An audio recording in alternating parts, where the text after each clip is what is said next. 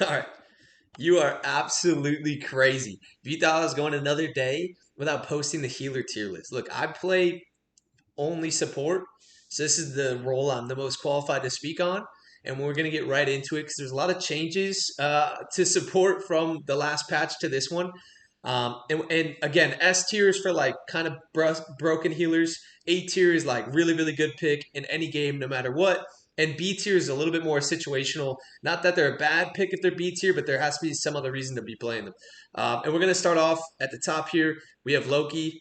And Loki's S tier, he was arguably the best healer before this update.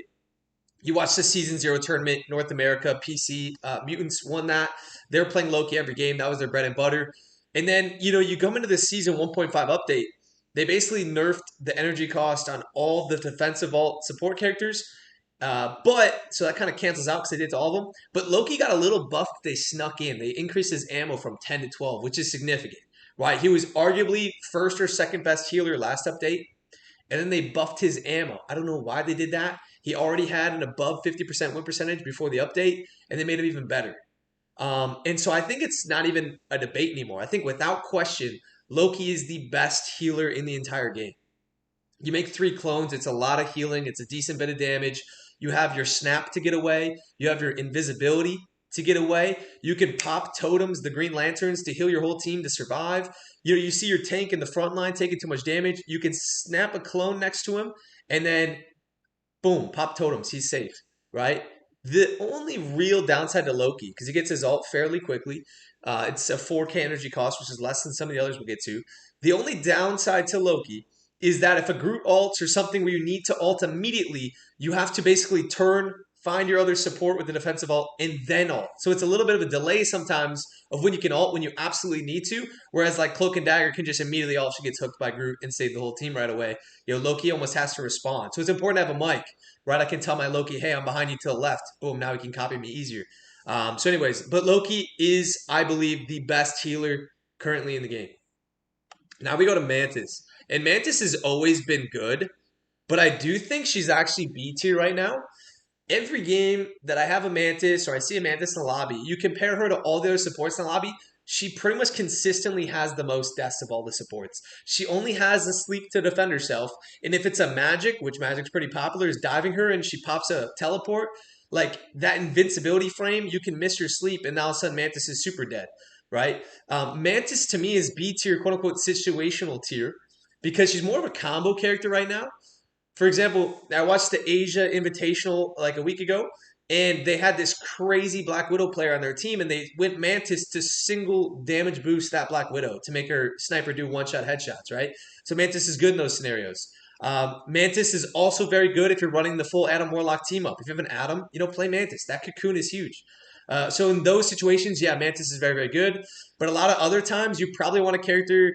There's other defensive ults that are better, other supports that can stay alive and play their life way better, which is the most important thing to do on support. So that's why she's B tier. We get to Jeff, and Jeff is super interesting because he plays different than all the other supports.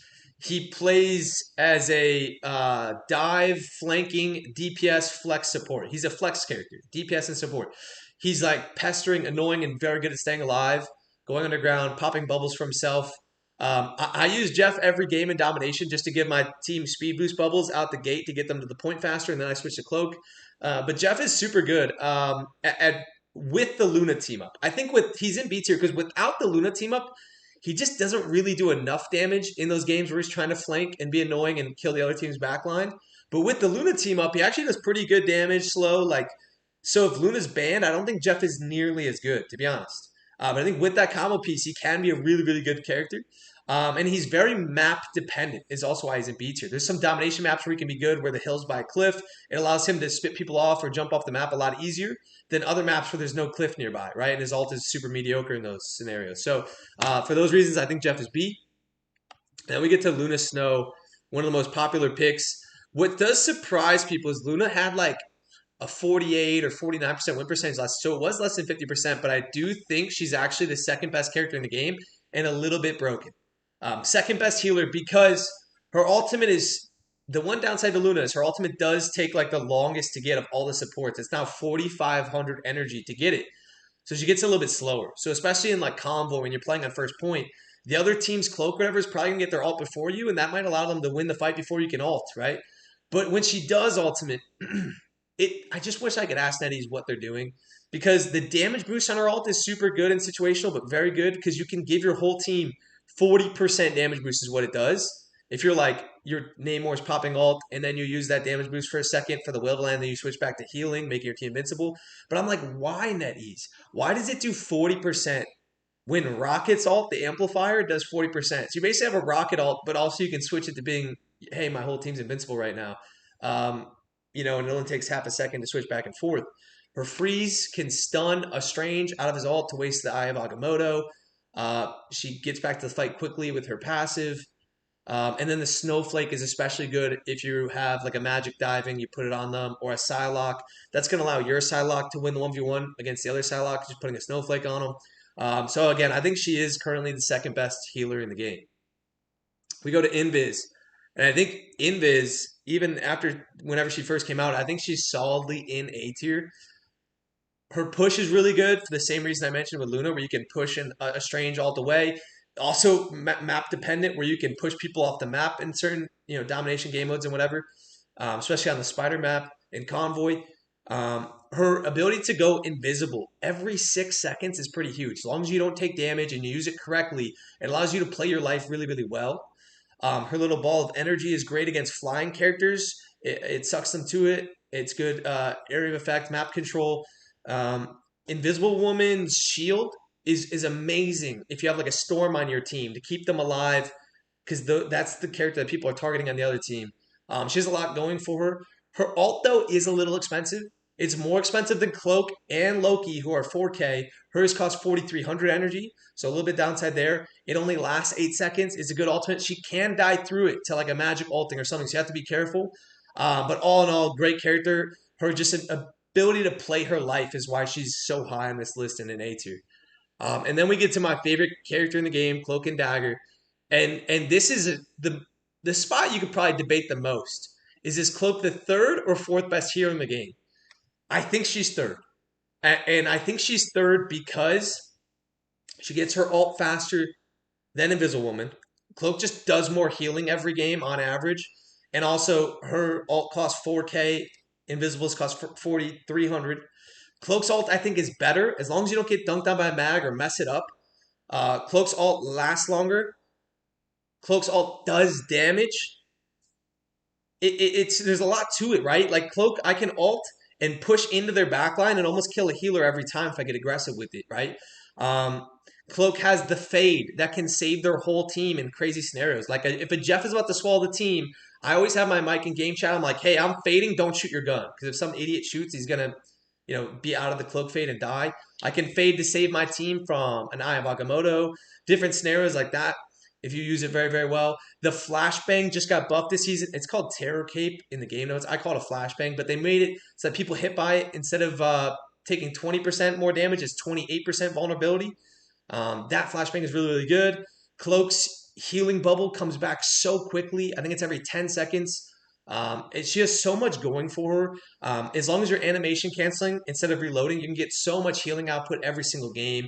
I think she's the third best healer in the game. Adam Warlock is in a really cool spot. They just buffed him.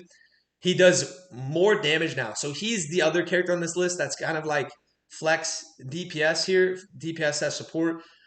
He's like a mini Hela if you're using him correctly. And then his ult is very situational, right? And that's why he's not further up on the list. Sometimes his ult gets great value, and sometimes it's not doing much. He has a very high skill gap because, like I said, he is kind of like a mini Hela doing damage. They increase the range on his shot as well as the damage, as well as his soul bond has more healing from 10 per second to 15. This character has a lot going, and I think the reason he's this high up on the list is because his team up is still very, very good.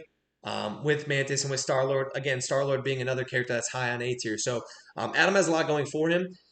And there's some crazy people that get so much value out of him. I think he's just a high skill character, to be honest. And last but not least, everyone's favorite rat, Rocket Raccoon. And some people might have some pushback with this, but I think Rocket is actually in A tier. I really do. And there's just a skill gap because people think Rocket is this like character that revolves zero skill. You sit high up, shooting healing bubbles the whole time, and that's not how you play this character.